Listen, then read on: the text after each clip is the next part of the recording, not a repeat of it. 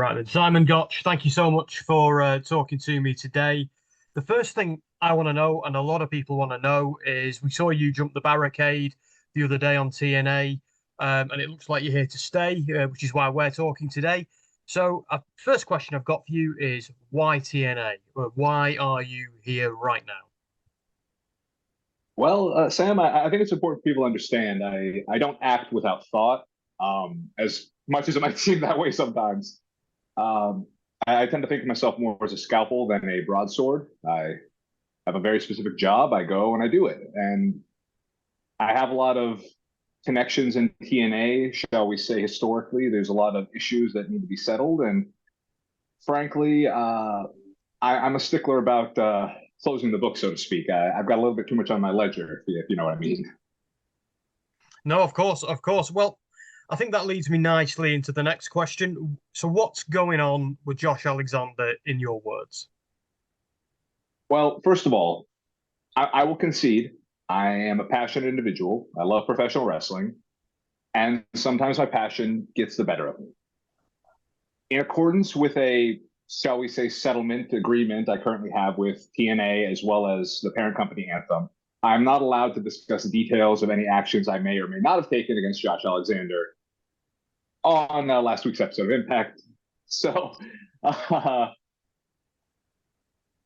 if the company so decides, I will be allowed to speak publicly on it through the programming. I'd say keep an eye on the next couple of weeks of TV, and they might let me say my piece.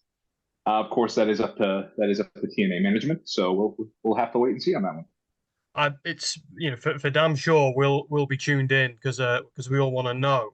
But one thing I don't think this gets in the way of what you've said, but you've got a little bit of a history, Simon, with wrestling insurgency groups, if you like, such as Contra. Is this something similar? Well, I still don't have my Armada. I requested one repeatedly in MLW. According to them, Contra had an Armada, and I never saw a boat. Uh, as a British person, you can understand the power of a navy, so you see why it would be very important to me to have one. And we never got one, so I'd say this is similar in that regard. I do not have a boat still. That's good. I was going to say we know a little something about taking down armadas as well. Absolutely. So let's talk about TNA in general. Then again, like you said, you've got a bit of a history. Obviously, TNA is rebranded now. We're in a brand new era, and things are looking really, really good. It's an exciting time to be a fan. It must be an exciting time to be a member of the roster. How do you feel about the rebrand that now TNA is back as TNA? Well, I'm a believer that you can't really change certain aspects of history when it comes, especially to sport. I grew up in Northern California, where the Oakland A's played. Actually, when I go to wrestling training, I drive past the building that the Oakland A's play baseball at. And regardless of what company had branded it, it was always Oakland Coliseum. Same thing with in San Francisco, it's Candlestick Park. Same thing if you go to New York, it's always going to be Madison Square Garden. It doesn't matter who owns the lease. It doesn't who's currently. No one calls it 3Com Park. No one calls it, the Willis Tower. It's always going to be the Sears Tower. And I think the same thing is true in wrestling. Even when TNA had rebranded Impact, everyone still called it TNA. Right now, there are people that still call that. No one's calling it X. Everyone calls it Twitter. It's still Twitter. You can't change that part of people. Like there's just something about it that we can't really get rid of. No, that's so true. And again, I'm the same. Every now and then in an article, I have to write X, and they go, oh, bracket Twitter, close bracket. Yeah, it's exhausting. But so I want to know a little bit more about your ambitions. So forget the Josh Alexander thing or any would-be insurgencies or anything like that. So what are you hoping to achieve professionally at TNA? Where are we there? Well, at this point, I'm really just trying to die. I have been wrestling now for it'll be 23 years this August. Um, I don't think a lot of people realize how old I am or how long I've been doing this because I was never particularly high profile before I got my initial wrestling contract. And the only thing that really kind of gets me out of bed in the morning is that near death experience of a really just violent pro wrestling match. Just tooth and nail, getting your head kicked in and just feeling that blood flow is the best thing in the world. And frankly, every time I get in the ring, regardless of where I'm at, I'm always looking for that sensation, for that experience. And obviously there's a lot of guys in TNA who are they're ass kickers. That's what they do. You don't get in the ring with a guy like PCO or somebody like Josh Alexander. Again, I'm not. I will say this. I can say this. I will never have an unkind word about Josh Alexander as a competitor, as a human being. Josh Alexander is a good father, a good husband, and he is a phenomenal professional wrestler. The issues I may or may not have with him are very personal, but they're between he and I. And it's not something that I feel like should poison anyone's opinion of him or myself. Josh has a lot of friends backstage. He's a synonymous part of TNA. Yourself in the past, you have run as a pack or also as a duo. Let us not forget. Are you going to need any allies if he has any allies coming out to help him out, or is this going to be a one-man army situation? Well, historically, I will say that I've never placed my own personal safety above doing what I believe in. And obviously, if Josh feels he would need multiple people to defend himself against me, I think that more would reflect poorly on him than anything. So I'd like to think his pride would prevent that from happening. But I mean, there's the obvious thing. I think we have to mention the elephant in the room, or the one behind the commentary table, Matt Raywalt, who I was NXT Tag Team Champions with. And Matt has been adamant that his current position in TNA, he wishes to remain a commentator. But I will always say, there are no closed doors in pro wrestling. There are only slightly less open ones. Yeah, if I've learned anything, it's that every door is ajar in this industry. And that's interesting about Matt. What do you think it would take to get Matt? Not that you need him, but what would it take, do you think, to get Matt back into the ring? Because he's still a performer. He has performed and he has wrestled in TNA quite recently. So the door can't be fully closed. Well, again, I think everyone likes a good challenge. You usually, if someone's comfortable and they're getting paid and they don't feel the motivation to put themselves out there in a risk-worthy situation, it's sometimes hard to get them out of that position, right? Yeah. But I think in Matt's case, if he felt so ignited by a potential matchup, he'd do it. And on top of that, I mean, I've obviously watched back the footage since last Thursday, and yeah, I know who that is, Tom. It's possibly the greatest call I've ever had on anything I've been a part of. So I'm going to make you a shirt. It sounds like a challenge to me. That doesn't, that sounds like a challenge to a potential ally. So I'll be interested to see if that is indeed the case and if he takes you up on it, I suppose. So we've got an entire locker room now with TNA. It's the best it's ever been locker room wise. Certainly in my opinion, other than Josh Alexander, who else is there that you think we could make magic together or we could make brutality together in that roster? Ooh. I've actually wrestled Rich Swann before, and he is always he's a wily little bastard. Let me tell you, he's a solid talent. You have people like, I mean, obviously someone like Dirty Dango, who I'm familiar with, and I've been sworn to secrecy about certain nights in Spain that we were out drinking. But people like that, I mentioned PCO earlier again, Connor, Big Con, that's another just a damn meat castle of a human being. And there's also people, international talent, people like Kushida, who, I mean, he's a technician, he's on the smaller side, but we both actually trained with Kazushi Sakuraba. So that'd be an interesting one to go against. Alex Shelley and Chris Sabin, I mean, possibly the only two guys on the roster nearly as old as me. So obviously PCO's older, and I think me and Connor, Con's about 2 years older than me. So there are a few of us old guys in there. So I suppose 40 isn't that old in wrestling anymore. So we've got a couple of belts in that company now. Obviously, you've got the TNA World Championship, which is one of the biggest prizes in the industry. You've also got the X Division, which is, for me, has always been the jewel in the crown of TNA. And now we've got the Digital Media Championship as well, which is a completely new thing.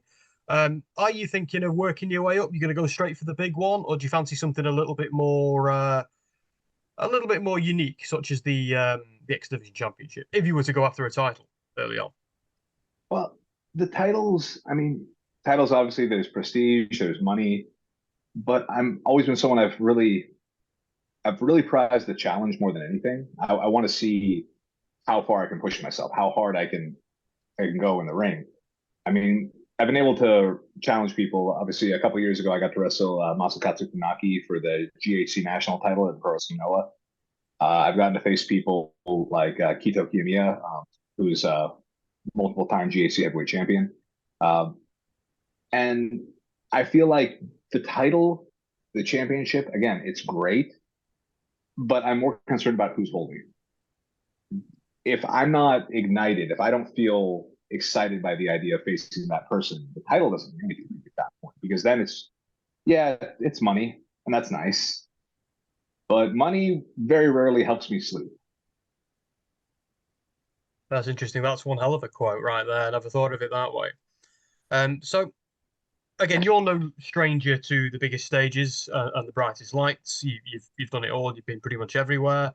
Impact, well, TNA now is not just on Access TV. You've got the Zone, the YouTube subscriptions, and then there's the revamped TNA Plus app. For the first time in a while, because obviously MLW is a big deal and lots of other promotions are a big deal, but TNA has always been one of the big dogs of the industry. How does it feel to be back under the bright lights somewhere like TNA? Well, it's always nice to have more eyes on your work. I think the irony of art is that we produce it for ourselves, but we want it to be appreciated by as many people as possible, even though we might be sticklers about who appreciates it and how they appreciate it. We still want people to appreciate it. It's that dichotomy of I'm expressing myself through my work. This is how I relate to humanity. This is my statement to the world about what's inside of me. But I also, like every pro wrestler, will fall victim to please like me, please tell me I'm good. Because if we had healthy self-esteem, we would not mutilate ourselves in a public forum. Well, yeah, they do say with wrestlers, nobody gets into it because they don't want the spotlight to shine on them and things like that, which is very interesting. And I can relate to it. That's for sure. So here's an interesting thing to consider. So TNA right now seems to be getting on really, really well with WWE. Seems to be a lot of cooperation between both companies, with Jordan Grace going into the Royal Rumble. I mean, that is still one of my wrestling moments of this year, and it's going to take something very special to top that moment of for Jordan. What an incredible moment! If they start putting guys into the men's Royal Rumble, like I know you're TNA, and TNA doesn't necessarily need anybody else, but it's still lovely to have that connection. Would you be open for a Royal Rumble appearance one more time, or maybe a few more? I've actually never been in a Royal Rumble. I did not know so that. that would Yeah, no, that was the one pay-per-view I did not get to be a part of for that year on the main roster. We wrestled at Elimination Chamber, but we were not in an Elimination Chamber match. So it's a similar thing to that. But no, I never actually have to do the Rumble, so I'd be open to that. I'm always there's very little I say no to. I'm actually wrestling a no ring death match this Sunday in Brooklyn. Day before that, I'm wrestling a tag team match actually with Matt Raywalt in Hamilton, Ontario. So clearly, I'm all over the place. I'll do whatever I'm asked to do, because again, it's more about the experience than anything. And I never got to do a Rumble, so I'd absolutely be open to something like that. Or if they wanted to do something, shall we say, something with Impact or with TNA and NXT. Again, I've got experience in both, so it would be a natural or a natural progression. And that actually, now that you think about it, would be something that Matt might come out from behind the commentary table on TNA 4 to see if the Vaudevillains rode once more into NXT, this time representing TNA, would be definitely an interesting experience. Well, it's like you say, you're wrestling with him in a few days' time, so he's clearly got one foot in it. But I think that would be one hell of a pop to see that reunited. Right. But doesn't mean it can't reunite in TNA. That's for sure. So I've got one final question for you, Simon, because we at WrestleSphere, we started out as Soundsphere, a music website and more of like a pop culture website. So I'd love to know, who is Simon Gotch outside of the ring in terms of interests, movies, music, all that sort of stuff? Oh God, that's a question no one's really ready for, because it is very contradictory, I think, to a lot of the assumptions people have about the sort of, shall we say, interests I would have. I mean, I'm in my office right now here. I'm gonna stand up real quick to just show you a couple things. Oh, So you cool. see here, this is some of my memorabilia from Japan. We got the Masakatsu Funaki and Mitsuharu Misawa action figures. Some the coffee cans with the wrestling magazine cover. Some Kanikomon stuff. And I'm sorry, I'm still cleaning up my office. It's still kind of No, don't worry about it. You should see not mine. quite straight that, but this is the prize of my collection. This is a Bob Sapp 3-pack action figures. Oh, wow. It was a giveaway, apparently, with a DVD player in the early 2000s. I walked into a store. They said it was 500 yen, which is a little under, it's like 450, 375, something like that. It's not very much money. So I was like, oh, hell yeah, I'm buying that. But no, I was raised pretty much on late night TV in the 80s and 90s, USA Up All Night. TNT's Friday Night Nitro, which, if you're not familiar with, was actually a block of straight-to-video action movies that would air on Friday nights on TNT. It eventually got moved to Monday night and TNT's Monday Night Nitro, and that was actually the 3-hour block that Ted Turner famously gave to Eric Bischoff for WCW Monday Night Nitro. And the opening for Nitro was the exact same opening they used when it was movies. They just took out all the chroma key that they put movie footage in and put wrestling footage in it, and then added the WCW logo. I did not know that. I thought WCW came up with Nitro and all that. I had no idea. Wow. Nope. I did not know that. But I'm basically a big fan of genre movies. A lot of canon films, a lot of Bruno Mattei, Godfrey Ho. Just anything where it's post-apocalyptic world set in the faraway year of 1997. I was all in on trauma films, Evil Dead, stuff like that. So I grew up on all that. I had an older brother, so we'd watch. I mean, I was watching Hellraiser when I was 5, stuff like that. I was just grossly inappropriate films for a 5 and 6-year-old. But it's sort of the stuff I still to this day am fascinated by. A lot of the practical special effects and really that whole style of filmmaking, as well as growing up on comic books when that wasn't really a cool thing to be into. A lot of Simon Beasley. Lobo was a very big, with me and my older brother, we were big Lobo fans. So a lot of stuff like that. That's awesome. I honestly think that being frightened by stuff as a child just stokes creativity in adults later on. You might be traumatized, but it'll be worth it if you start working creative. Hey, I was gonna be traumatized anyway. I may as well have had some fun with it. Right, Simon Gotch, thank you very much. I'm going to take you up on your offer. I'll be watching to see what you've got to say about what happened last week. I'm looking forward to that. So until then, until next time, Simon, thank you very much and take care. Thank you, Sam.